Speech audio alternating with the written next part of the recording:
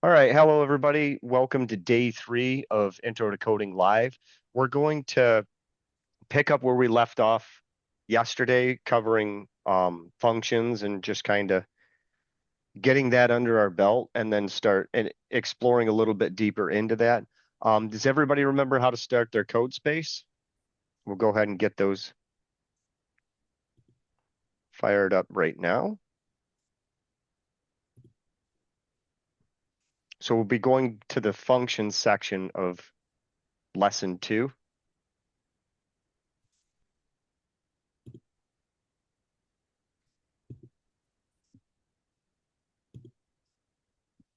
Was anybody that still had any questions of why we make functions? Go ahead and speak up while this is loading so that we can kind of talk about it a bit if we need to.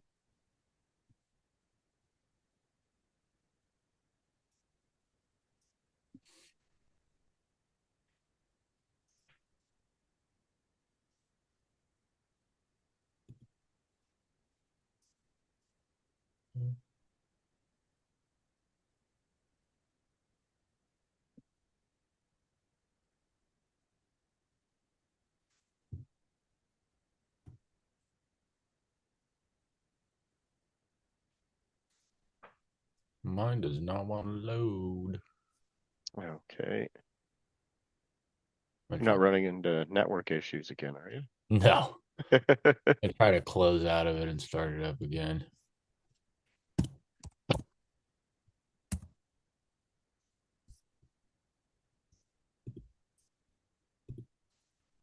Okay, so I don't believe we went over of like we kind of talked a little bit about a function does something. We got to that part, but we didn't really I don't think we really talked about how this is structured.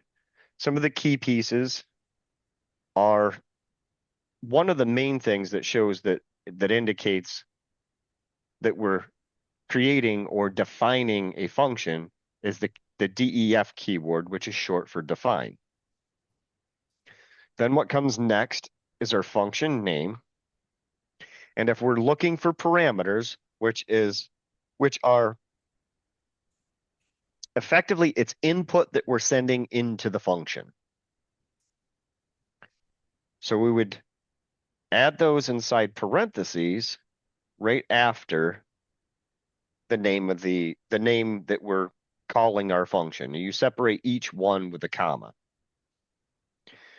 And as you build out the logic to your function, these parameters are what you're using for your data. Now, we're not we're not actually assigning any of the numbers. So down here, we're calling total sum with the numbers 2 and 3. So 2 becomes num1 and 3 becomes num2. This particular function takes the two numbers, adds them, and then prints the sum. Any questions there? No, it's pretty straightforward. And did we cover why this causes an error? Because it's because you didn't put print in Well, this one right here. This one right here is uh causing this type error. required positional, because you don't have the what are those two dots called? Are you sure? Uh Josh is saying, is it because there isn't a second parameter, num2? And right here is uh your indication of that. Because we put these in here like this, the way that we put these in here, they're both required. So the function will not run if you don't give them both. There are ways to make them optional, but we'll cover that in a little bit. Any questions so far? I did have one question. So, if you put in like total sum two comma blank, would that blank be considered like a zero, or would it be the same outcome as not having a parameter? It should still be the same outcome, but let's try it. So we'll hit a space here. Oh, okay. So we're not feeding it. there's there's another piece here too. So what would happen if we put that? That's a different form, Well, or I know that's not a that's a string, not a not an integer. integer. Okay, so what's going to happen? Should get I an agree error. with Dom. Yep. I think it'll be an error, I think. Yes, because now, just like we were trying before, we're trying to add a number with a string, but the error changed. It's a type error. Yeah, it tells you. It says unsupported operand type for int and string because we cannot add an int and a string. But the interesting thing is,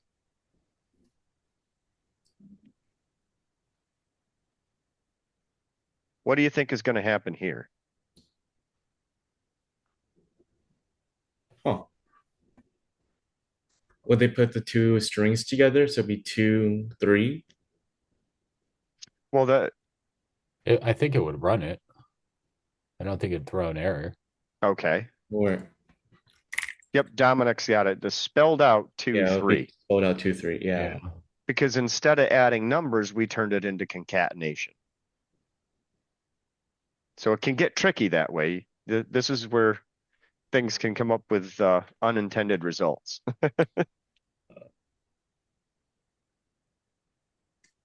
This may be a dumb question, but if it was an integer and a string, I forgot from the first class how to convert the string to an integer. But if you did that, would it be all right then? Because it'd be an integer and If with an integer? if I put the number 3 in as a string, so if I went like this, if I went int Yes. 3, that would work. But this will not. Oh, okay.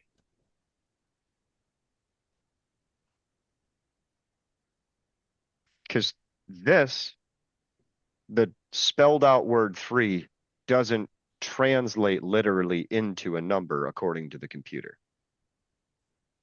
Okay. Thank you.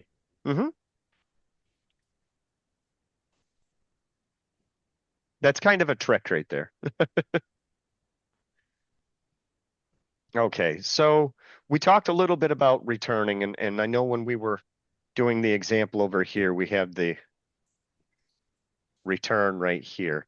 And this, it's when you're building functions, yes, you can print out from inside the function, but that's not a best case. That's not a best practice. Anybody want to take a stab at why? I'm sorry, could you repeat that? I was trying to scroll and then I lost track. Okay, so we have the same function here. This one returns a sum just like I've got over here. Yes. And this one prints out the sum. The end result is this still prints the sum, so you still get the sum. So why would you prefer this method? Oh, come on. Why would you prefer this method over the other method? Um, so I asked one of my friends and he kind of broke down what like the difference of print and return is. Return is pretty much the function happens, but you won't see it in the console log, but it's in the dictionary of the database where here if total sum 5 6 is 11, in the database 11 will be stored, and then print is where it shows out where you could see it in the output. Okay, I'm going to correct you a little bit there with the terminology. What Yes. instead of database, because we're not dealing with a database is a piece of software. We're Oh, dealing with memory. You remember memory. when Yes. remember I was talking about the warehouse? The warehouse with the rack locations, and we looked Yes. at the ID. That's where it's putting this answer. It's in memory. Yes. Yes. Okay. So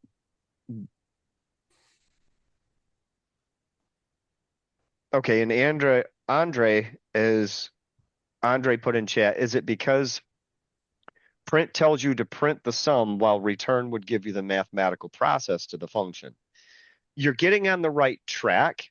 So the reason why you can retrieve the result, but what if we want to reuse the function? What if we want to take this result and do more calculations with it? That's what I was gonna ask. Return would store it to the That memory, and then that way you could, if you have to go back and use it or it's called for again, that it's already pre-stored and it knows what to print, right? and that's why we're using functions, is it takes that little piece. And then if you have something makes- like you need to take this total sum and then apply tax to it, you could have a separate function that does that. This is where functions come into being reusable. Does that make sense, everybody? Yep, yep. Yeah, for sure. Okay. So yeah, you can get the same answer under the hood, and the function, okay, so a virtual machine has like 2 gigs of RAM. How much does a function actually take of it? It's very, very minuscule. We're talking about very small amounts of memory that we're dealing with right now. 2 gigabytes of RAM dealing with this kind of code, you could put a lot of code in there and not even come. I think Nice. yeah, I mean, we're between bytes and kilobytes. We're really small. Yeah. Yeah, so this stuff right here is really, really little. But if we iterate on it 10,000 times, now we start hitting memory. Okay, so yeah, the key is being able to take this functionality and you kind of want to build, especially when you're working with functions, you want to try to keep the logic small. Logic small and simple, basically. It makes it easier to go back and debug when you run into an issue. The majority of the times when you would put, in my experience, when you would put a print statement inside the function is if you're trying to see the output while it's doing stuff inside the function to help you figure out if there's something wrong inside that function. But generally, yes, troubleshooting or debugging. That's pretty much troubleshooting, debugging process. But when you're done, you get rid of those print statements. You get them out of there because you don't need all that extra noise filling up what you're trying to do in the end. Does that make sense, everybody? Yeah.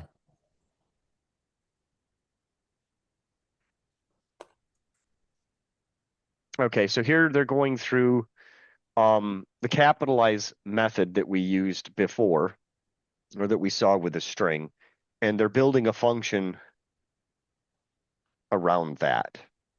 But what they're doing here,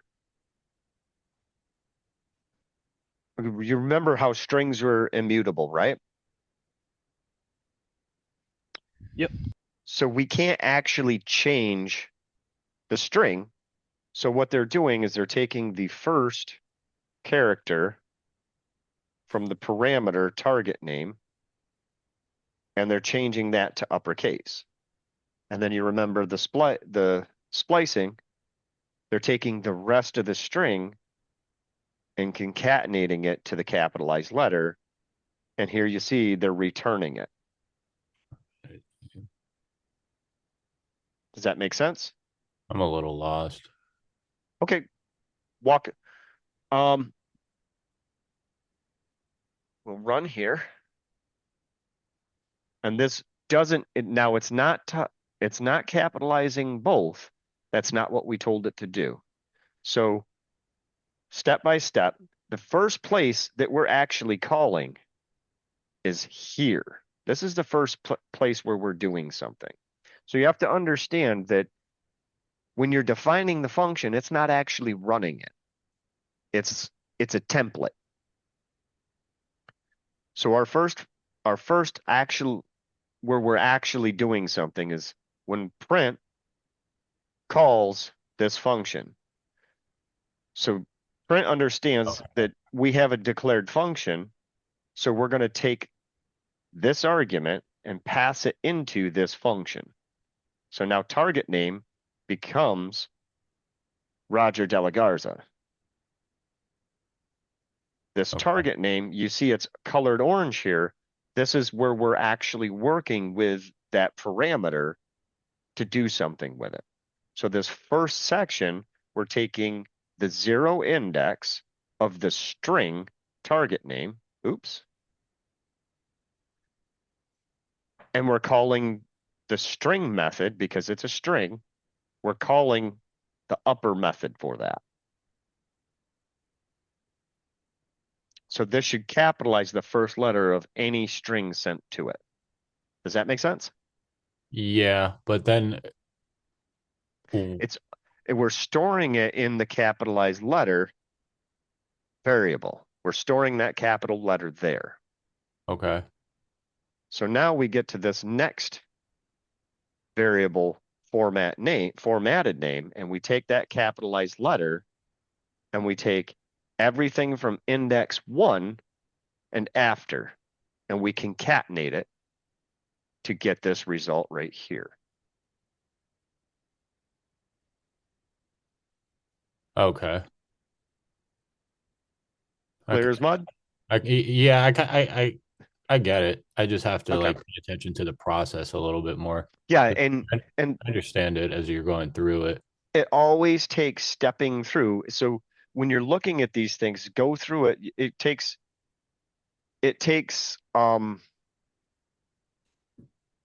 practice to remember to go through things in the order that the computer is going to go through it. So I Yeah. know that we have this def up here, but because it's a def, we just skip right on by it and go find the first place that the computer is actually going to start running things. It will run the capitalized name, or if it's never referenced, then it's not worth our time to even bother with a function that wasn't declared or defined. The target name is the parameter, and then capitalized name is what you're calling for. Yeah, So I got the warm and fuzzy, I think. Is that correct? What I just said? Um, which one did you say? I'm trying to catch. Yep. So target name is going to be your parameter, and then you're using Roger, Joe, and Adam as the arguments. Correct. Yes. So yes, that's the proper terminology. That Roger De La Garza or De La Garza, that's the argument, but target name is the parameter. Yes, is inside the definition. We're not worried about Roger. We're worried about whatever target name is.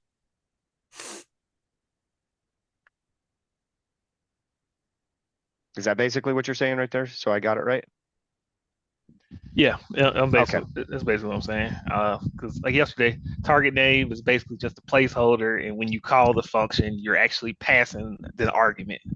Yes, and we've got to give the placeholder a name so that we know what we're using to deal what we're working with. It's the same thing as over here in the num1 num2 example. In this, we're adding num1 and num2 here.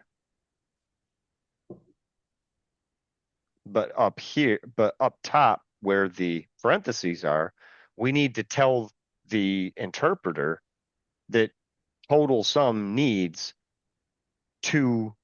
When you call the function total sum, it needs two arguments or it's not going to work right. I think Josh is asking about arguments and what are they? That's kind of what we're doing, what we're talking about right now, Josh. Arguments and parameters are similar, but they're not the same thing. So the argument is when we actually call the function here. So these are the arguments. The And up top, parameters would be num1 and num2. yes, num1 and num2 are the parameters, 5 and 6 are arguments. So target name is parameter, Roger De La Garza is an argument. And it it can get confusing to try to remember sometimes, and sometimes I have to double check and make sure I'm getting my terminology straight because you will hear some people swap them, interchange them a lot, and that sort of thing. And it's just, especially while you guys are new to the new to getting into the things, it's a bad habit to get into because it's hard to work yourself back out of it. Yeah, I think what's easier for me right now is catching on to the process because I find myself like trying to memorize like all the correct terminology for it, and I get a bit hung up on that.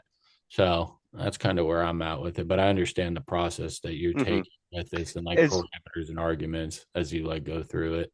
especially at this point, as long as if you're using one of the words, we can kind of guide you into, okay, yeah, that's not an argument, that's a parameter, or yeah, you got that right. Yeah. Yeah. So target name would be the parameter, and Yes. then the Roger De La Garza would be the argument. Yes. Okay. Because and the main difference is we're defining it up here. If it's in the definition, it's a parameter. Otherwise, Gotcha. it's an argument. There's your if else right there, right?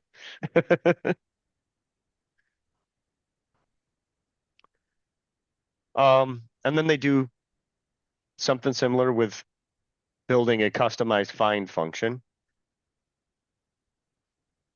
Okay, so a function, Marcella's question is, so a function can be any set of lines of code. A function is defined. So this is a function. And these right here, this is calling the functions. So okay, so if you look at this pop up here, let me clear the circle out of there. Do you see the def print in the pop up? Definitely. Everybody see that? Yeah. What that means is somebody had to write the print function. Somewhere in the system, there is a def print, and all of the logic is broken out in the same format or the same concept as this, but it makes the print function work.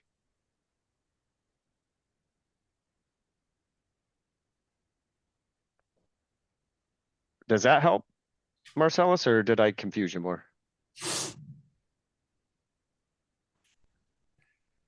Sorry, I'm at the airport right now. Yeah, that helps. No worries. Okay, yeah. I, I think that was one of my hurdles when I was first starting out was figuring out the difference between calling the function and defining the function. Because as you I, see here, I'm defining the function once, but I'm calling it 3 times. I Yeah. guess I was wondering with the function whether or not it can be like anything. I understand the calling and the printing, um, but I was curious. Like, can that be anything? Can Can you the define function be anything anything? in it, basically? Yeah, you could define Yeah, whether, so it could. Mhm. yep, you could define whatever logic you want in there. Gotcha. Thank you. So it's one of the best one of the best ways to get used to it is to, if you take and you start typing out everything inside you're building out your program and you're typing line by line, we'll completely forget about this function line here. And you start seeing stuff that you're repeating. So you start repeating logic like, if we did this without the function, we will repeat these pieces here, but instead of target name, it would be Roger De La Garza, Joe Smith, Adam Hood. We'd be typing these 3 lines. This would be a print instead of a return, but we would be typing these 3 lines 3 different times. That's a good indicator that maybe we need a function here. Yes, yes, Laramie, when you type def, you are creating your own function. You're doing exactly what they did to add the print function in there. And you're defining what does it do. So I'm a little confused. If you scroll back up just a little bit, to where I got where capitalized name, the target name, that would be the parameter, and then capitalized letter. I'm starting to get a little bit confused from capitalized letter on down to return. I get the return part, but for capitalized letter, it goes target name and then upper. How is it knowing to capitalize like the where is it? How does it know to capitalize the letter? Yeah, Okay, so that's easy.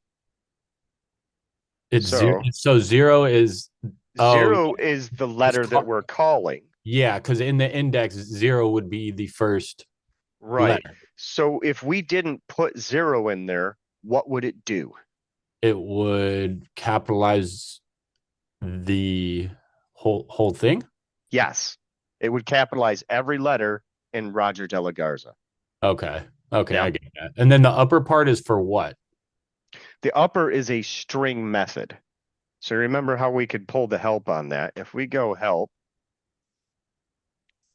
Upper string. Upper. and we run this, remember this was one of the methods that's inside string, and it returns a copy of the string converted to uppercase. Huh. All right. So every letter that we give it, it's going to turn it to uppercase. So you were exactly correct. If we remove the index, it would capitalize the whole string that was put in there. Gotcha. I just didn't remember the upper part from working with a string, so that was on me. And then once you get to formatted name, it's is that what you're I don't know the correct terminology, but that's what you're renaming the like I don't know how to say it. Are you talking about which part of are you Yeah, talking about yeah. just So the formatted name part? yeah, so once it switches from like the capitalized letter, I understand how that's going to capitalize the first letter in the name. But where does this formatted name come in? Are you like changing the like Well, we're not changing, we're creating a new okay. because we can't change a string. So there's two ways that I could do this return statement and get the same answer.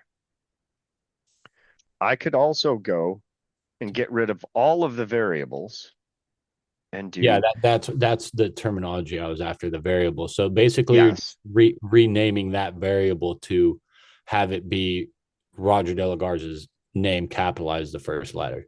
Mm-hmm. Okay, I understand now. What it's doing The is, terminology that's getting me because I don't know how to so say it. when I remove the variables, this both of these two return lines do the same thing. Do you see why? Um, The second one gets rid of the variables. We're just using target name. We don't need these right here can comment out and we will still get the same answer. okay. Because the variables are breaking it down into this is one simple operation. We're just grabbing the first letter and we're turning it to uppercase. Yeah. That's why we're calling it capitalized letter. Okay. And then you could actually add another variable if you wanted to. It's kind of a waste, but if it makes it more clear, No, I get the process now. okay, With this, I try to keep it as simple and like simplistic as the way that it needs to be, just so it's not understood. Yeah. more information I need to take in. And the reason why it's broken down this way is so you can go through each step. Oh, I keep moving things. Go through each step and see how it's broken down. But Sure. this does the same thing. So you can see all you're doing is you're taking pieces from target name, but you're not actually changing target name. Gotcha.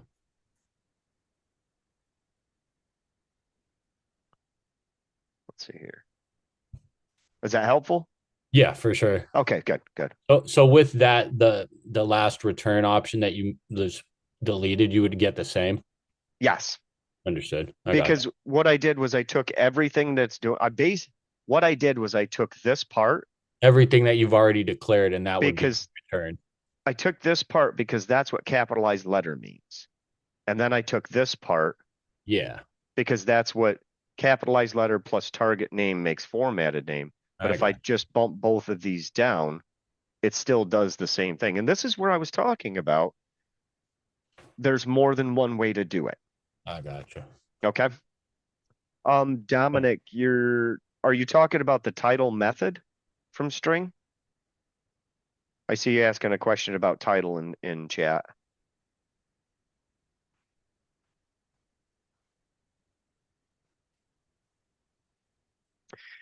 Title would be the way you would probably do it because you would capitalize the first letter of each word inside. Yeah, you would use title. Title is a method of the string, so but you wouldn't define the function that way. You would just pretty much go print. My name's shorter.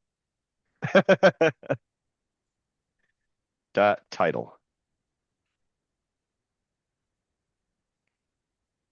And then it capitalizes the first letter of each word inside there. But that's that specific method. Which tells you that if this is how capitalize just the first letter works, then there's more going on under the hood for the actual title method. And because that's a common use case, it's part of the standard library. Now this customized find method, what they're doing here is, does everybody remember what find returned when it searches a string for something? Nope. Find returns the index of the first word that it finds. And I know we kind of talked a little bit about the idea of being able to check if a word was in a string. That's what this is actually doing. This is the actual creation of the function that we kind of mentioned the idea of how to build or how a way you could use the find function to give a better use case. So when it doesn't find it, when it doesn't find the the pattern in the string, it returns -1. We know that because if we check our help documentation, and I make sure I quit out of stuff before I run it again. If we check the help documentation, right at the bottom here, it says return -1 on failure. So our easiest way to check if a string is if a pattern is inside a string or not is to look for the one value that we know indicates the same thing every time. And that's the -1. The -1 in a lot of functions, in most functions, indicates some sort of failure. So a lot of times that's another reason why it's best practice to add return to all your functions, because you can always add that case in there that if you can catch something failing inside your function, you can return the -1 so you can do something like this down the road and have a function call another function that you built to be able to do validations and make sure things are going right. This is like kind of some of the ideas behind testing to make sure your stuff works right. Any questions there? I know that's a bit.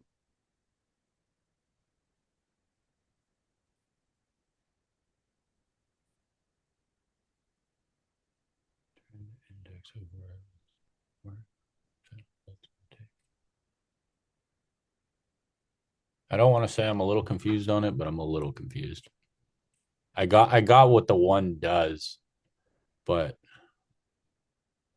finding target present false. It's just finding. So when we step through, we're giving two arguments, right? This Yeah. long string of data, that's this right here. So this, yeah, it's really long. Okay.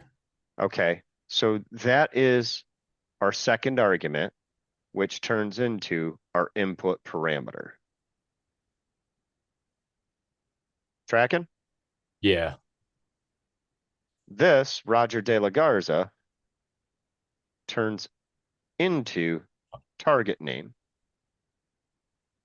And find, when we run that, it either gives us an index of where it finds the string or a -1. Okay. Okay. So this is where our index comes from. Gotcha.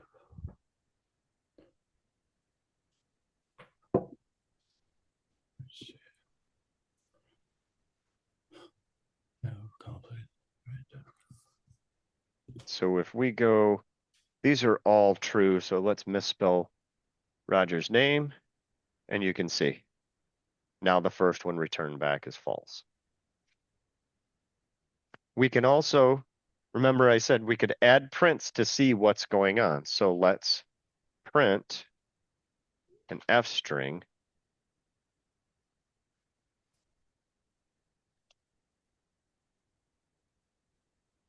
And add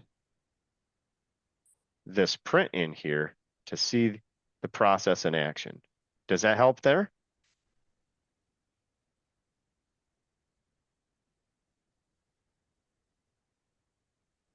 Let me try to.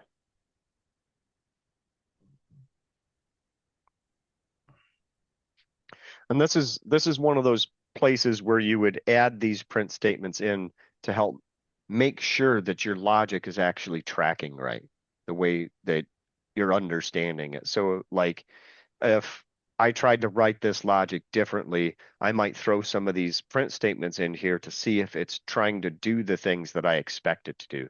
This is where you're checking this name location, the string that I put in here, is just for debug purposes, and it's to validate that the function is doing what I expect it to do. Does that make sense?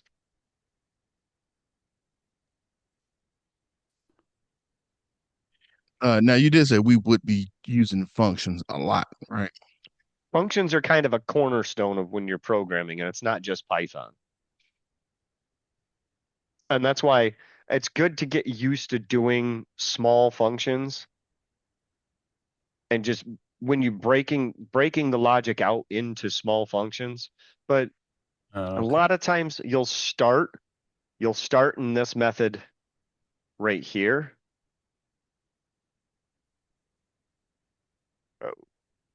You'll start writing line by line, and then if you find out that you're repeating this logic a couple times, that's when you're like, okay, I need to turn this into a function because I'm reusing this.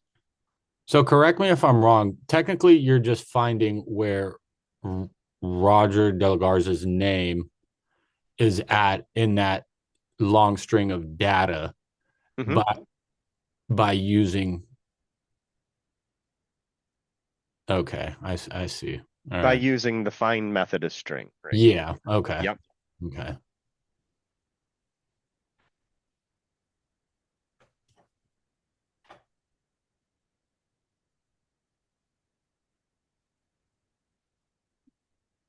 Andre's asking, why does present equal false if the parameters are to return a Boolean?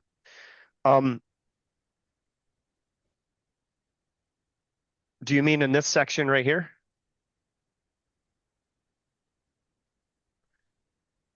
Yeah, the second line you have present equals false on there. Oh, I changed his name. I changed it from Roger to Roper. Just to show you that this is something that you'll do with your functions. Not only do you want to make sure they pass, you want to make sure they fail when they have bad data. So if I change this back to Roger. Now Roger's name shows up at index 108. Do you see what I was doing there now? He's talking about the second line of the code. Present. Oh, okay. I apologize. So you're starting, this right here is this is more along the lines of initializing.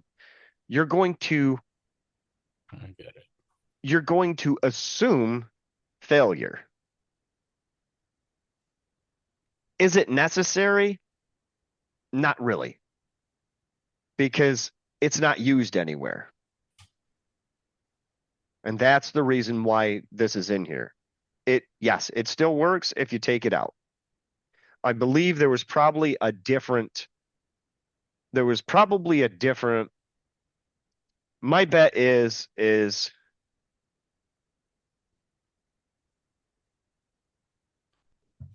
okay.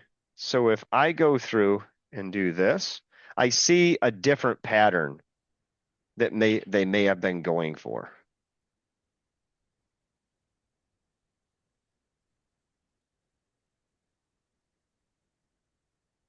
This does the same thing. Now present is being used.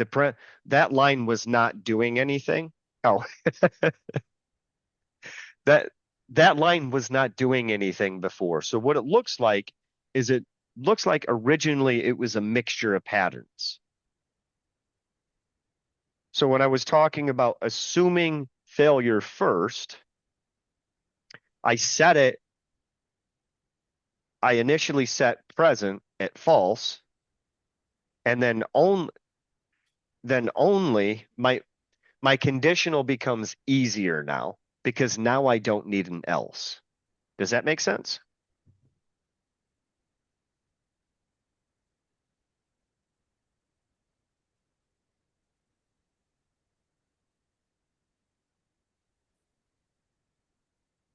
Okay. So using this pattern by starting out and initializing that we are false. So our default case is false. It makes it so I commented out the returns and I commented out the else. So what this turns into, I'm going to just delete that.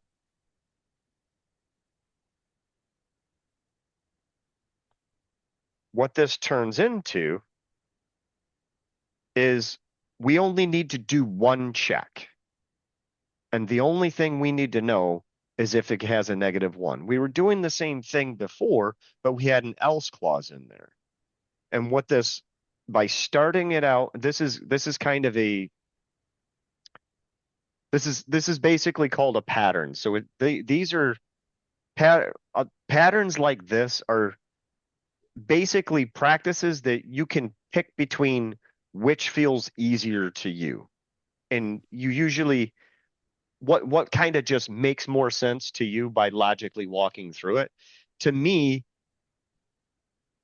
this is how I would normally build this type of function is I would initialize a variable and only change it in this case right here. But now I have one return statement instead of two. So I don't have to chase through the code to see how many different places I can be returning something. I generally don't call it present. I would call it result. So if I rename this to result, this is the result of the function. Does that help at all, Dominic, or no? Anybody else got a question on how that works? And how I come up with this is how I approach this problem and how I choose to solve it. Roger, I believe Roger wrote this and he chose a different pattern to use, but we both get the same results. Yes, different methods, same result. That's why there's no code answer key sitting at the end sitting in these examples is because you could find a different pattern that, as long as it makes sense to you and gets the right results, then what more do you need?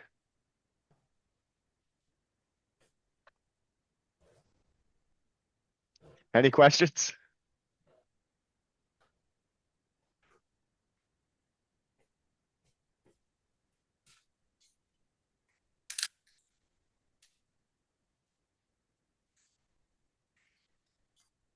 Okay, so Andre's saying it's more or less like building a burger. The present equals false would be like adding a topping to your parameter burger.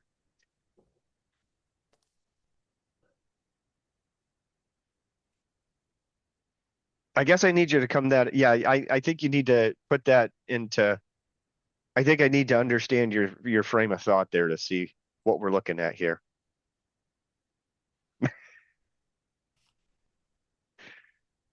That's why I renamed it from present to result. Or is it makes more sense to me that when I'm using this pattern here,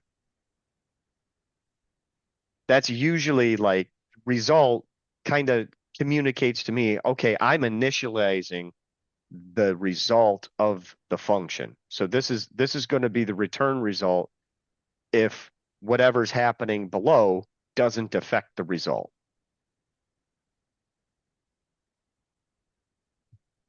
I don't know if that's makes it easier or harder to understand, but it kind of, I guess it just makes sense in my head. Anybody else? Or Andre, are you able to elaborate on what you're talking about with your burger example, or do we want to move forward? Or do you have any questions with us?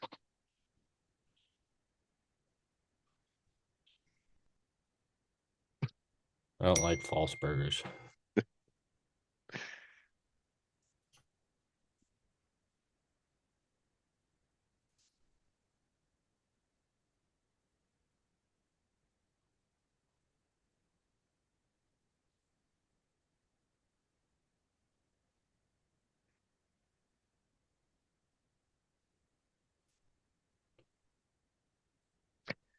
Okay, so Andre's saying, so would the defined function be like making a burger where you're building each line to complete your parameters? Yeah, that is kind of one way to look at it.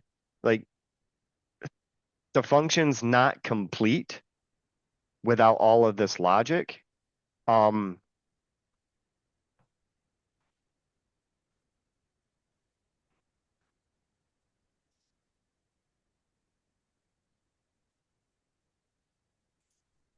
now I'm having difficulty with that analogy to continue to try to elaborate on that.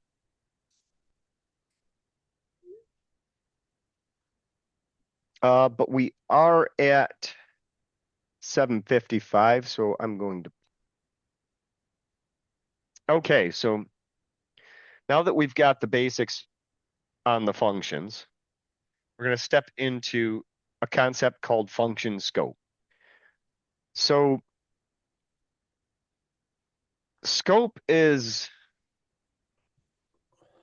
kind of like an awareness. The program has, when you're dealing with programming, there's a certain awareness of the data you're dealing with, the data types, these variables up here.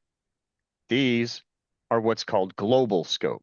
They're in the main program. They apply to the whole program. One of the other key things to pay attention to when you're looking at the function scope, which is everything that's indented inside this function, is what's called local scope. So this variable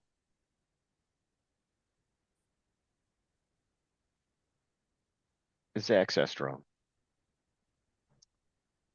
These parameters are inside the function scope. Okay. This result number, this result variable is inside the function scope. So what that means is result the variable declared here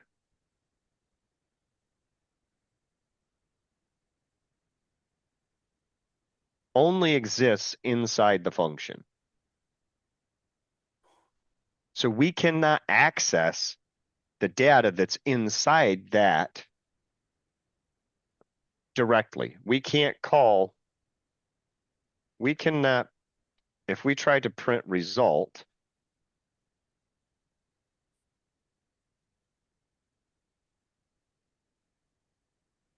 it's not going to give me a pop-up. This will give me an error. Should give me an error. Yes. Now, why is it saying result is not defined?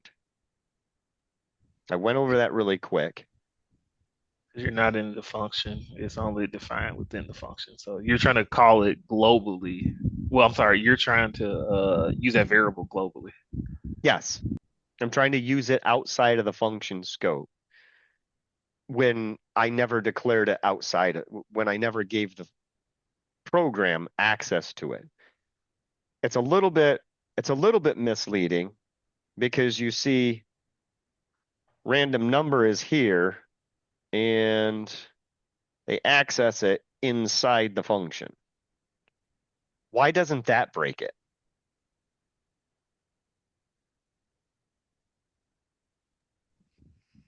Because you defined it globally, but I guess within that function, well, that's weird because it, even though it doesn't change the variable, it would create, I guess, a different one, quote unquote, with the different location. Yes. So that's what this is going through. Let me run this, get rid of my error and run it. Oh, let's actually comment out. Okay. So this is going through the output here, and we saw where it was declared to 1000. Inside the function, we modified it to 700, but outside the function, it's still 1000.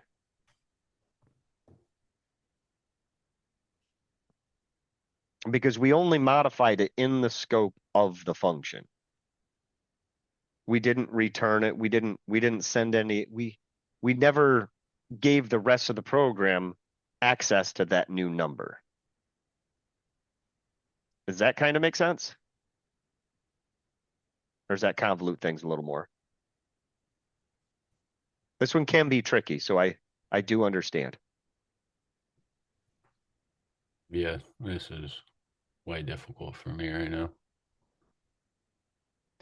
This is a lot of times, this is the source of a lot of problems. And it's also bad programming practice to try to modify this global variable. Generally, if you want to be able to modify the variable, you should supply it as a parameter, because then you can send it out. You can send the data back out from returning it. And that way you keep control of the data that's coming in and coming out. It tends to be really bad practice to try to modify global variables inside functions. So like if you want, go ahead. Wouldn't it be a better practice to name it something else? Yes, it would be. That'd be a lot better practice. But it didn't cause a problem. So that's where it makes it more difficult to read. And in this example, they're not really doing anything with this random number.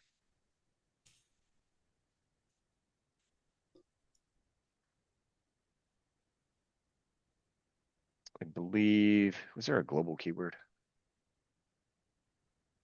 No.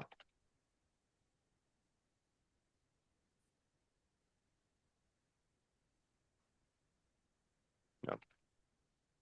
There is a keyword, there is a way to do it, but the good practice is Dominic's question. If this is bad practice, what is an example of good practice? You want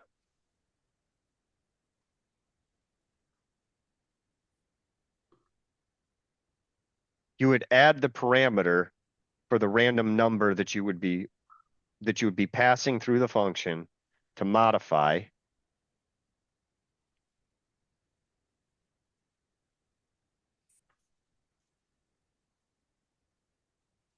And then whatever you're doing, whatever you're going to do with it, this has to do with dealing with a data type we haven't touched yet, but you would send that number back out when you were done modifying it. And out here, outside, you would actually be doing something like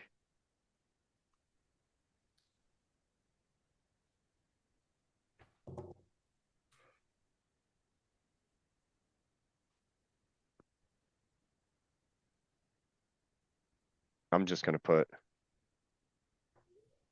just for some quick sake, these are not going to be,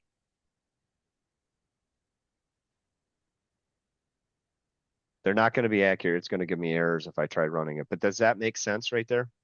You want to run the function and have your result pulled out and then pass on whatever information needs to be in your main program.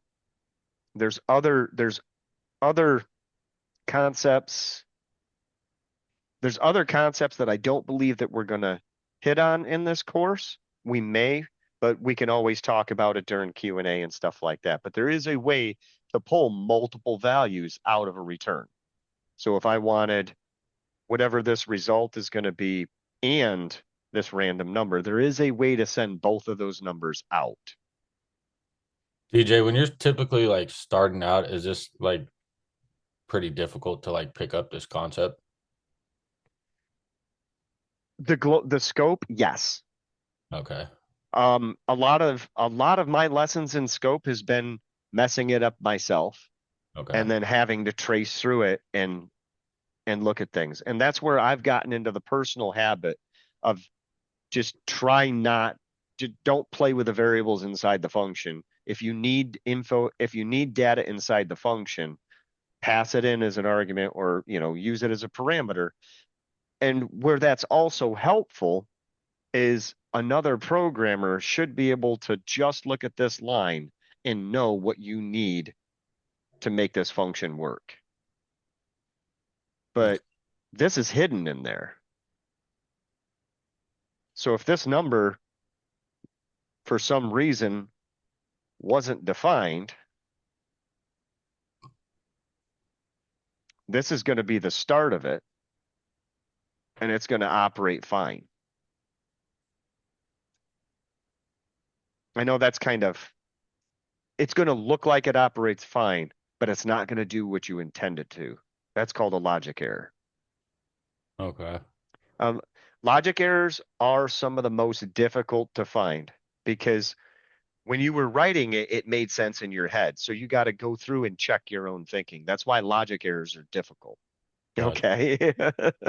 And honest practice is where you're going to get used to separating out the logic and breaking out the pieces and that sort of thing.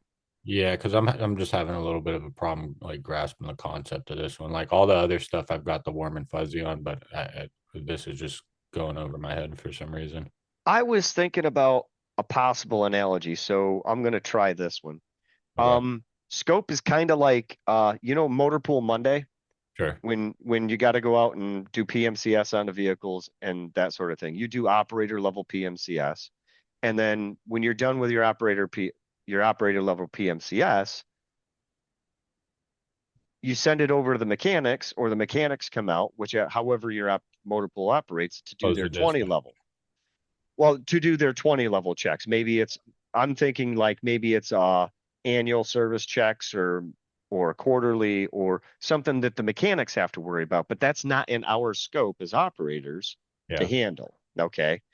So looking at your arguments and parameters, the arguments in this particular quote unquote function is one, the truck or the vehicle, and two, the PMCS checklist, the PMCS sheet that you hand in with it. The mechanic operates within their function or their scope. They take your arguments that you gave and then they do their paperwork.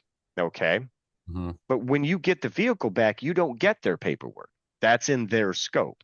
That stays in their files. Does that help? Yeah, a little bit. I'm gonna just have to kind of read through this a little bit more. I don't know why I'm having. No worries, no worries. And yeah, we can work with one-on-ones and that sort of stuff. And scope can be a tricky one. So, and Dominic places a -10 manual in.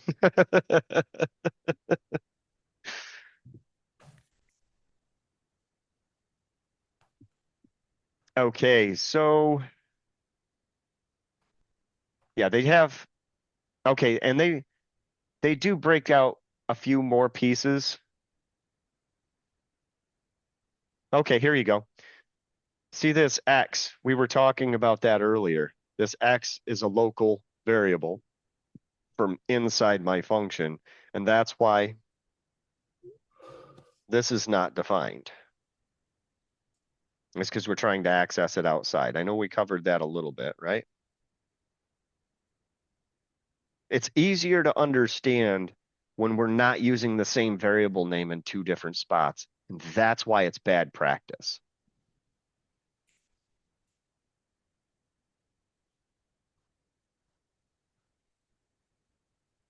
Let's see here. This is covering what we were talking about using print statements to help debug. So these are the steps through here.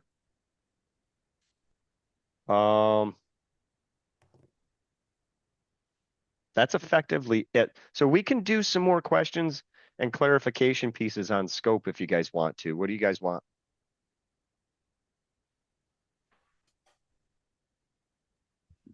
Would you say that in the real world you may not have ran into this issue because people typically don't name variables the exact same names to avoid confusion? It depends on the code base you run into. Most times you shouldn't, because usually, unless you're coming in to fix a problem, which usually you're not coming in to fix that kind of problem when you're looking at junior level stuff. So most times, no, you wouldn't. But like if you're helping somebody else out, maybe you've got, a handful of juniors working together at building XYZ, world's next greatest mobile app or something like that. That's where you might start running into those things when people aren't paying attention and clearly separating things. The the best idea is just getting in the habit of using different names. So if you're using random number here, don't call it the same thing. You see what I mean? That's Yep. the major underlying thing right there, because this boils down to like readability, and it just starts getting confusing. It and it gets misleading because looking at it quickly, you're like, yeah, why doesn't it change it? It's because we never passed it back out, because the only way we pass stuff back out is through return.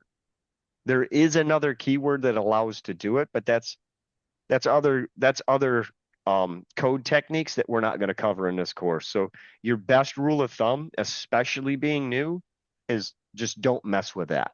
Okay.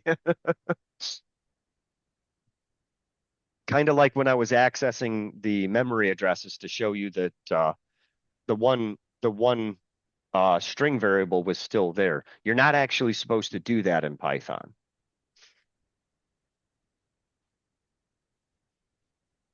So this is kind of one of those things is it, it's best practice to try to make sure everything inside your function is named different than everything outside of your function.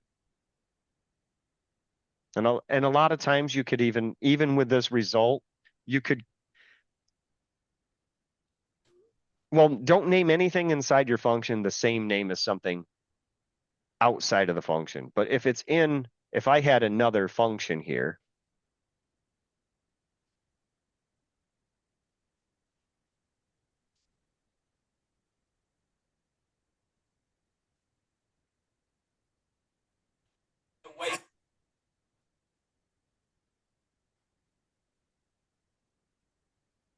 this works fine because this result does not conflict with this result. You see how when I click it, it highlights and it shows me my scope. When I click this one, notice how it's not highlighting this scope right here. Yes, it's in a different definition, Dominic. That's the best way to look at it. Yeah. So result, that's one of my favorite variable names to show that this right here is going to be the result of my function. So a majority of my functions, methods, and what have you, the result will usually be named result. So you get once you get used, if you're going through my code, once you see a few pieces of the pattern, you start expecting it, and it kind of allows you to go through that code base a little faster. And this is where developing consistency um is a big thing. Dominic, I see your hand up. So what has been helping me is if you hover over where, like, to the left of where it says def, there's a little what are those things called? Little arrow. You can click it and it'll minimize it so you're not actually reading that part of it, so you can take it section by section. It kind of breaks it down a little easier. It's been helping me. Yes, yes. And a lot of times I forget about it. Um, you have some really good IDEs, and I don't know, maybe I might have an extension on my personal copy of VS Code that will actually put the function name. It'll kind of sticky it to the top if you're in the middle of a big function, and it reminds you that I'm inside a function or a method, and I'm inside a member thing. But I think with VS Code that's an extension. But yes, this this is great to be able to get stuff out of get the noise out, right?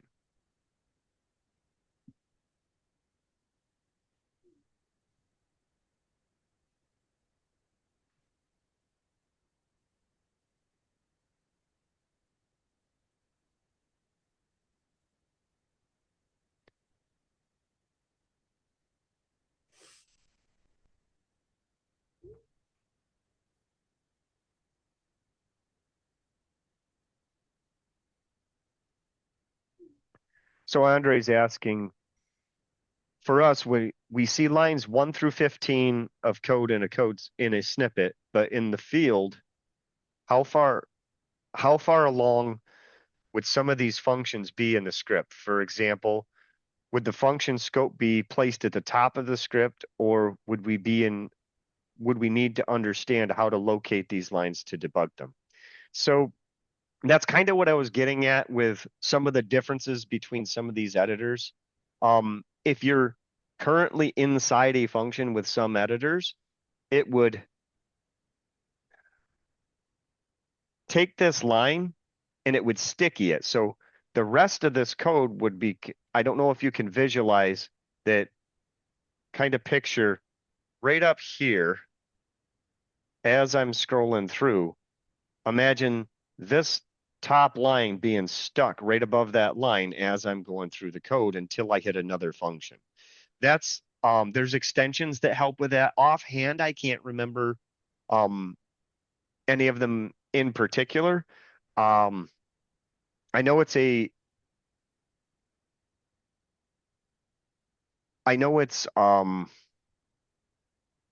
sorry, I lost my train of thought there. It's a lot more important when you're deep in big functions. One of the indications that you do have with Python is if you're indented, you know you're inside some sort of block. So that's a little bit of there. That's one of the the Python specific indicators. I don't know if that helps. And Laramie says it depends. You have to define the function before you can call it. Yes, you do definitely have to define the functions before you call them. I don't remember if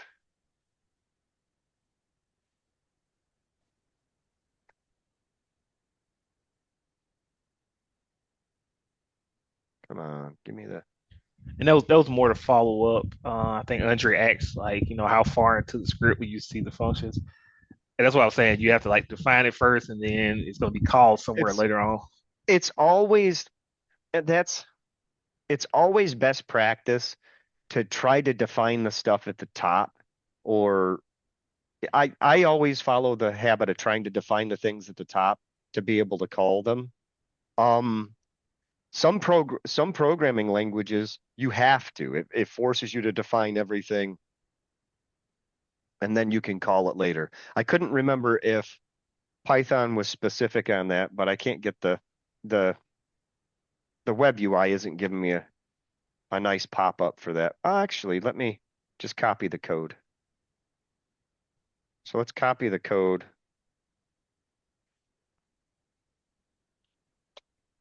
Up here. Now it is giving me a warning.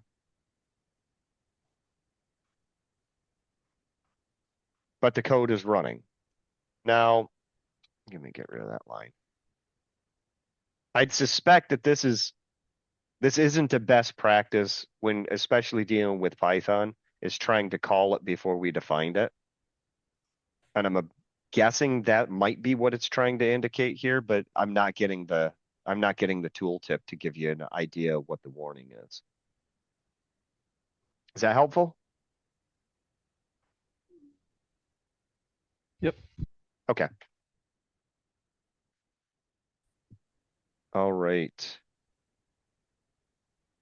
So yeah, you can continuously dig into scope, and there's handy little tools to help you kind of remember. I mean, this is still somewhat of a small function, so you can kind of see everything in just one view. It starts getting more important when you have a function that stretches like a couple hundred lines or something like that when you're dealing with some complex stuff. It's best to try to see what you can break down into small sections so you can just handle the simple logic and then chain functions together. Depending on how much you're reusing the same logic and all of that. Any questions there?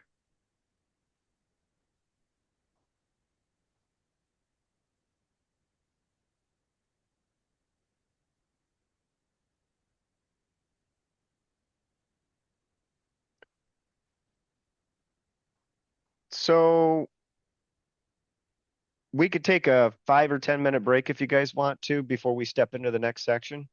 If you want to do that way, let you kind of digest a little bit of the stuff. That sound good, or we want to roll up to 750?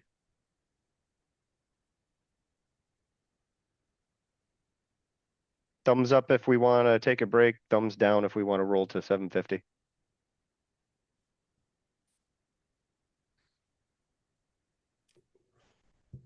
All right, I got thumbs up. I'm gonna pause the recording. Okay, so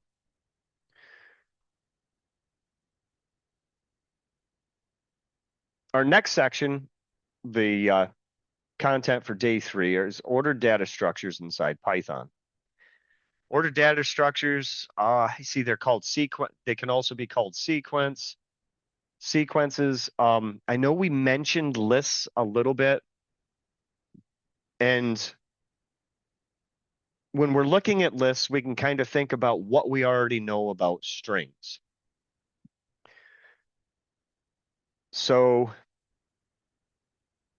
a list is it's kind of a given of what it is. It's the data structure is a list of different elements.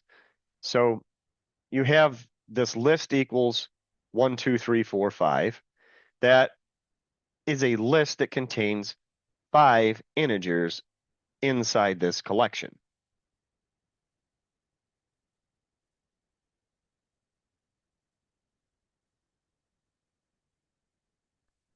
I am not.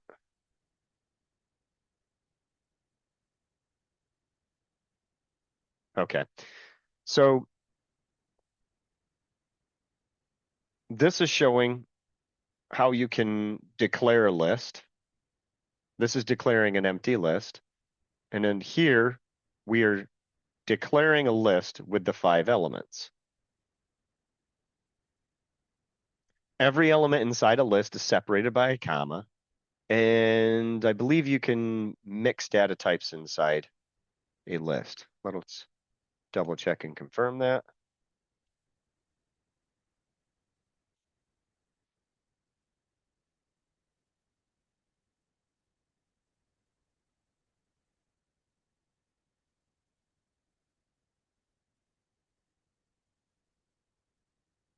I'm also used to my tab completion too. So yes, you can mix data types inside a list. And this could have been stepping back to getting multiple values outside of a function out of a function. This could be one method that you might think might be helpful with that. We'll cover another data structure that makes it a lot easier to access and a lot more predictable, because okay, so Dominic is asking why it printed the brackets. So it printed the brackets because I told it to print the list data, the full data type. So this is showing that this is a list data type. It's not going through and printing each line by line. That would be a different structure that we'll cover Wednesday next week. Any questions on just lists so far? They may cover it, but I want to show you, just like when we were dealing with strings, we can access the elements. And that's how, notice how now that does not have the bracket because we're pulling index 3 out and printing just that index. Does that help clarify things?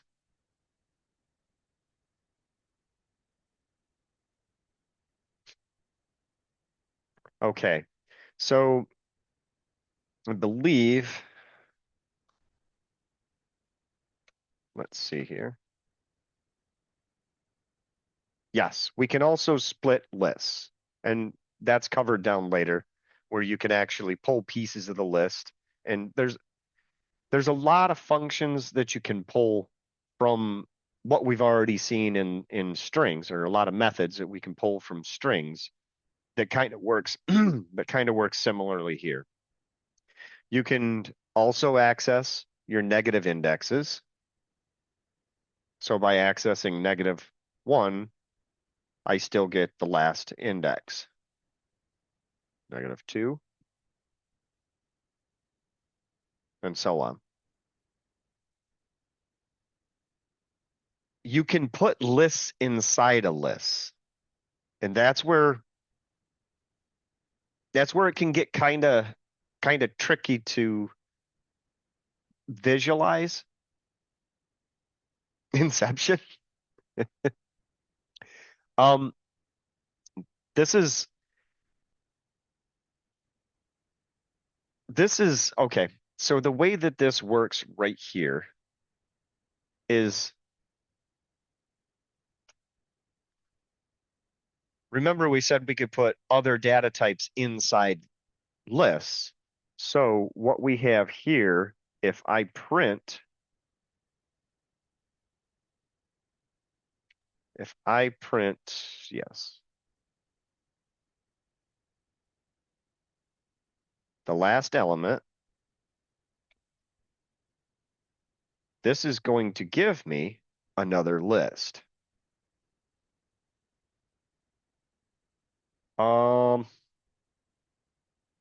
This is a nested list. Okay, that's what I wanted to clarify because there's a few different ways to have multiple lists into the same data structure. Okay, so how you print inside the lists list is the same way we print inside the normal list. So now if I put another index here, now I am getting the first index of the child list. Do you see how that works? It looks a little convoluted, but we're using two sets of square brackets here because we know that this element is a list. We know that we can access the element from there.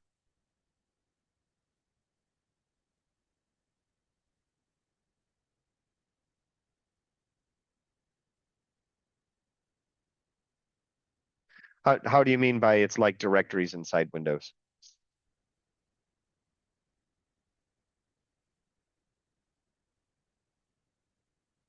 What do you mean like a directory tree where you have nested? Yes, yeah, it does.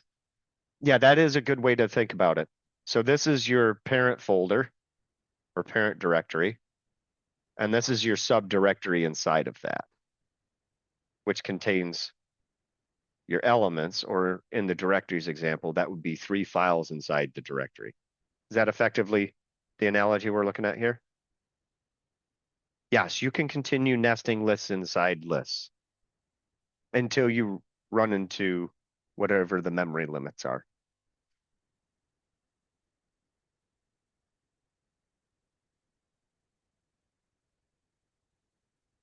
Okay, we were talking about, okay, so they're covering printing the list, which we have already done. Okay, so here's a major difference between lists and strings. Strings are immutable, but lists are mutable. So what we can do is we can change an element by referencing its index and we're going to give it a new number, and now we're going to print that element. Actually, let's print the whole list. And now you can see that whereas strings wouldn't let you do this, you can change them using a list. Everybody good with that?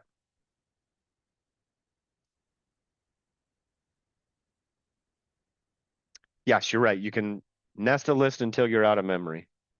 That would not be fun to read. Grab a single index. This looks like reversing. This is reversing a string. So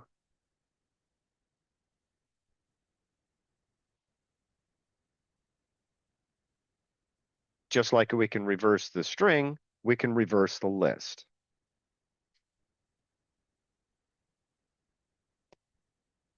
That's a lot of these pieces kind of build like that. Now, this is a function that we didn't really cover yet. This is the length function. And let us comment some of these out. So the len function gives you the length of whatever whatever data type that you're sending in here. And it would help if I put print.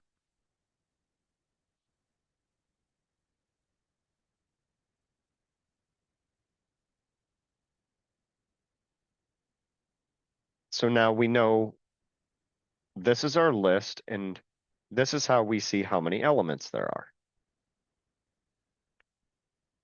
On the same token,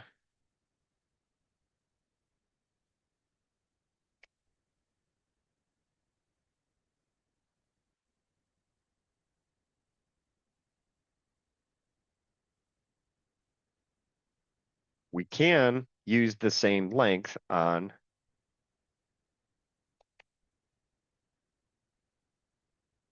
a string and get how many characters we have in a string. Now, that will count spaces because a space is a character. So keep that in mind.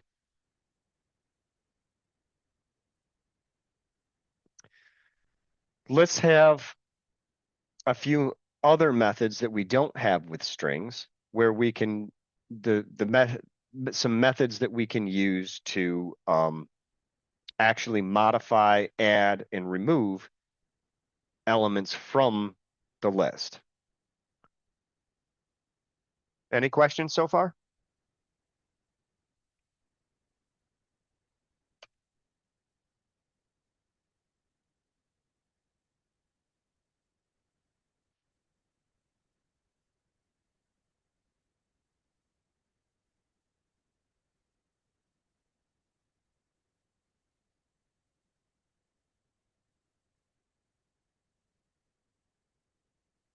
Append does basically like it sounds. It adds to the end.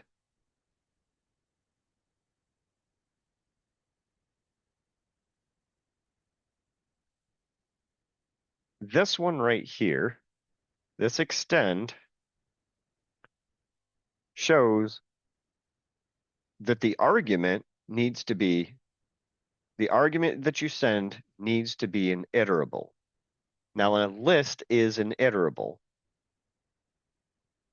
And what that means is it's a structure that you can iterate through, something that has an index. So you could actually, I believe because you can iterate through a string, you should be able to add a string to that as well. But I believe it might add one element. Let's see.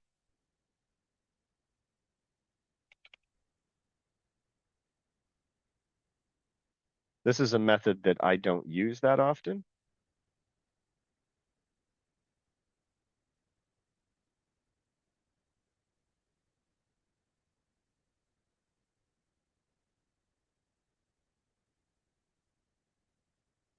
In this particular example, it'll probably do, okay, so there we go. Does anybody understand why it did that?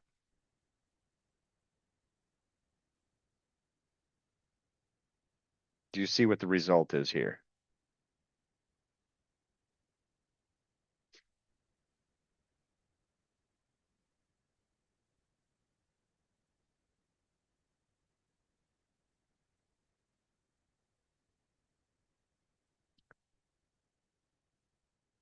So what I'm going to do is I'm going to comment this out and I'm going to add a different list.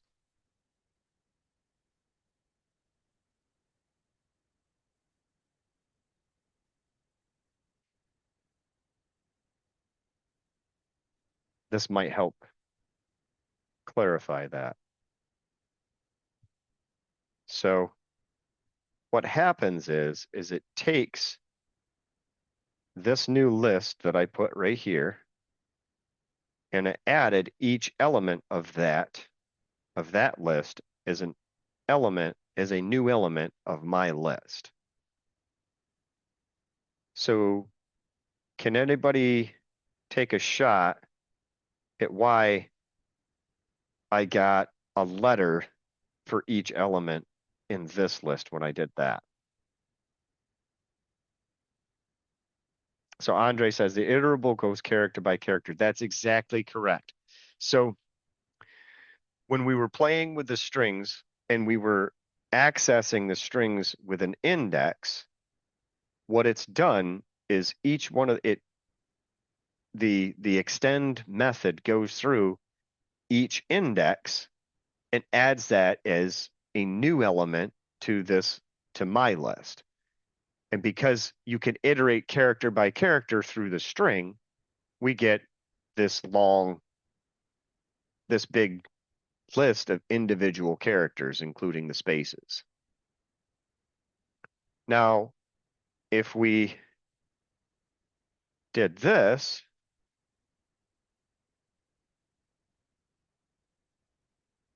it adds the actual string because it's part of a list and it's become one element.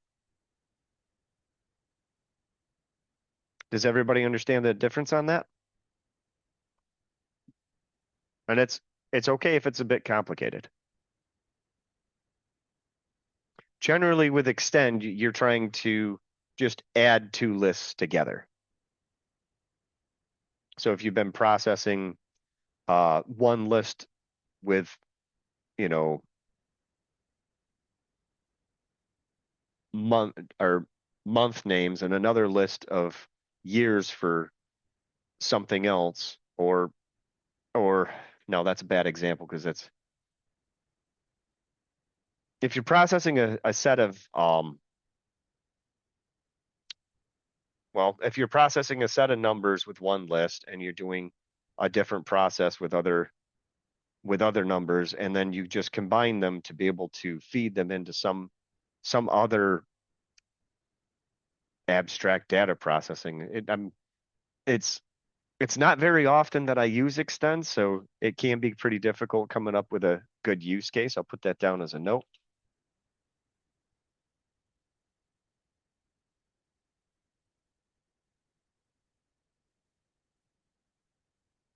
Yeah, it definitely does sound like you're starting to play with data science.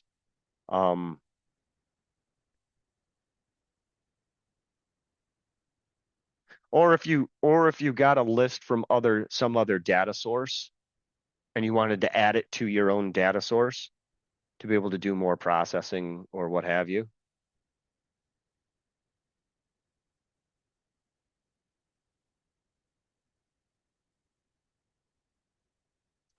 Okay, so Dominic, you're asking why it's printing it this way? Why it's printing multiple lines? No.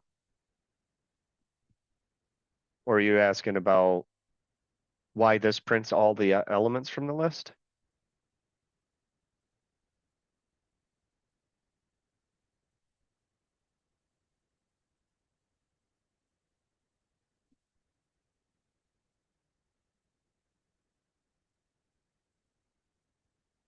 Oh, so if my list is 1, 2, 3, 4, 5, and you want to just print 2, 3, 4, 5, the same method that we used for in strings for slicing. Come on. We can also slice the list. So we can exclude the first element. Now, for printing just like the second element and the last element, that takes a little bit of extra processing. With just two of those, you could do.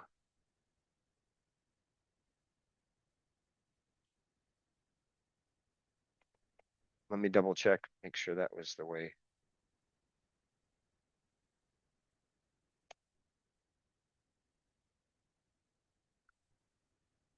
Okay. See, if you're just trying to print, if you're trying to print two elements and you know their position, I would actually just index them.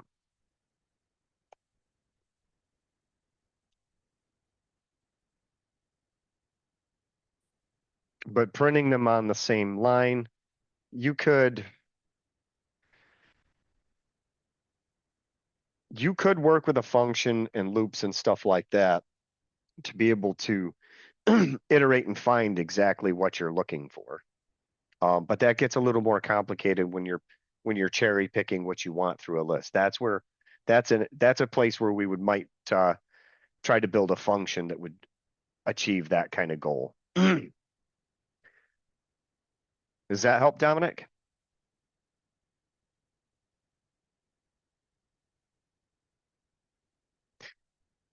No, changing the changing the order in that particular way, taking a list that's in order 1 through 5 and trying to print like 3, 2, 1, 4, because there's no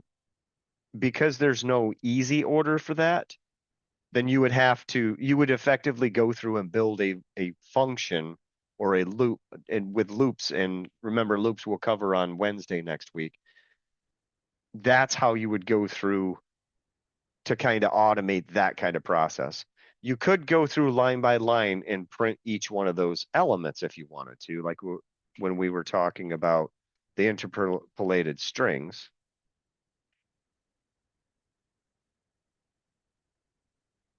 Well, we could actually do this like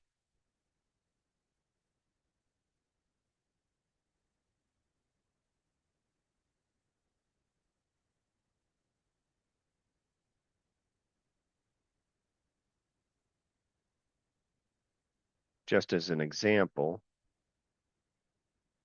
That pulls them out of order, but you can see that kind of gets cumbersome, and you've got to know you've got to know what you're dealing with. So it really depends on the use case and whether you're trying to make it reusable to be able to kind of search for particular values inside the list. Was that helpful?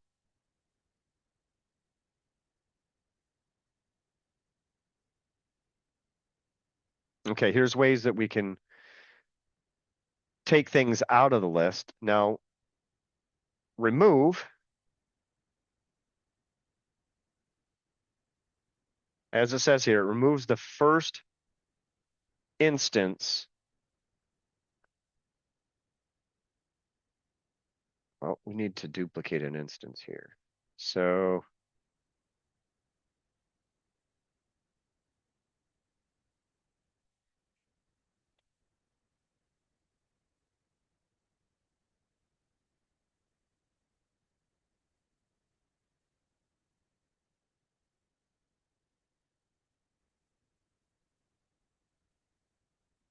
let's print this to make sure that we've got a new list.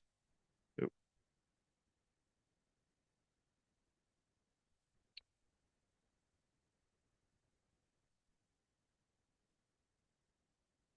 So now we have our new list and we have some repeated numbers here. So now what we're going to do is we're going to use the remove method, and we'll remove 1 when we run, and then we'll print the list again. When we run this, we'll see that it just removed the first one. It removes the first one that it finds. So we still have this one here, and our list is 1 element shorter. It's gone. If you want to remove the first element, you can use pop. So my list dot pop. If you supply no argument, it'll remove the first element. If you if you supply an argument, then it'll remove that index.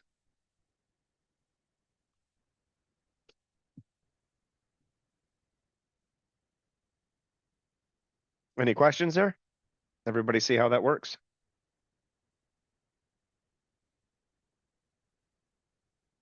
Again,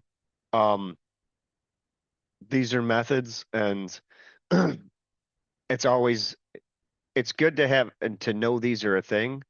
You'll get more familiarity over them as you use them, but always remember that you can look this stuff up using the help, the DIR, and the W3 schools, just to see the things that you can do with them. And there are a lot more methods than what we've got here. Yes, Google is a thing. Yes, you're very correct there, Dominic. One of the dangers of jumping in and just tossing stuff into a search engine is with the advent of adding AI into stuff, it's not that it'll give you bad information, but it's easy to kind of cheat yourself and just get the code. When you're learning, you don't want that, you don't really want AI to just give you the code. And that's what the danger with that I've seen myself with running a lot of the search engines that are adopting AI. Not that it's a bad thing, but at this point, it's a good practice to getting into reading the documentation and understanding. Um, a lot of that a lot of that habit helps when you're trying to dive into other modules, libraries, and other tools that may not have tutorials out there and that sort of thing. And there may not be, if there's not a lot of information on it, then AI doesn't have much information on it either. And that's where you start getting into the dangers of AI hallucinations, which is a completely different topic. So getting good at checking out the documentation, and no, it's not always going to make it completely clear when you're reading the documentation. Um, Getting a good idea how to navigate through some of that stuff is always a really good practice especially when you're starting out. So that's one of the key things. That's one of the key reasons why I was showing the help, because we can do it right here. And we haven't left the editor or anything like that. We've just pull it right here and we get our quick little description. And sometimes it can be confusing. And at that point, um, trying to find other explanations, or if you take this code right here and toss it into AI and say, hey, can you help break this down to me? That's a good use of AI right there to be able to actually pick up and learn the stuff versus having it do it for you.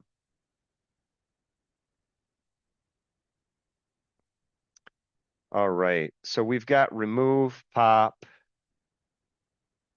Um, Index is a good one where you can find.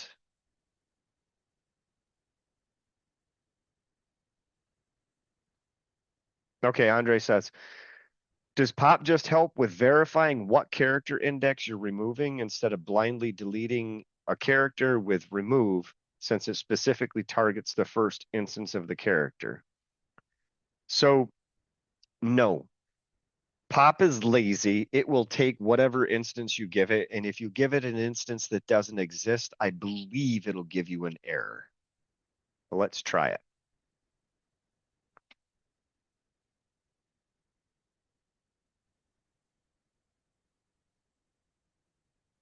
Yes.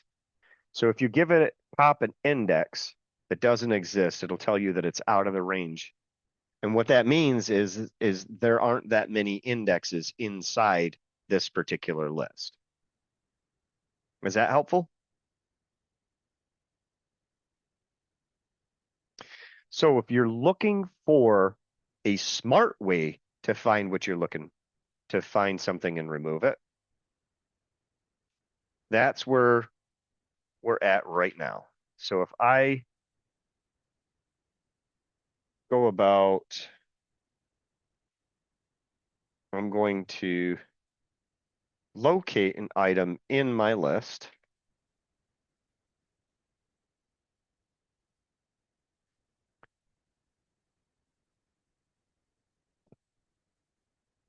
And this is going to print what index that is at. Okay. So what I can do is I can chain that. So what I would do is to remove that, I would go or to pop that, I would go my list dot pop my list dot index 4 and then print.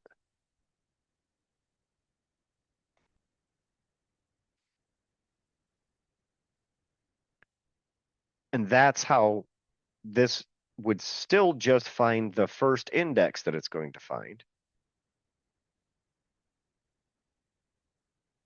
But this might be closer to what you're looking for, right, Andre?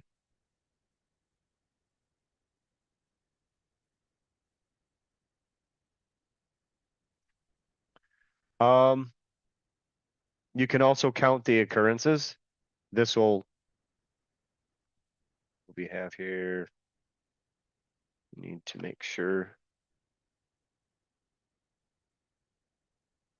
Let's print our list.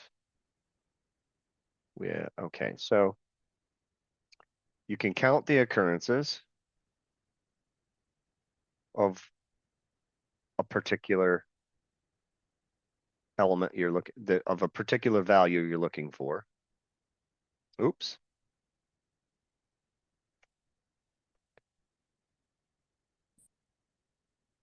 Yes, I can comment those out.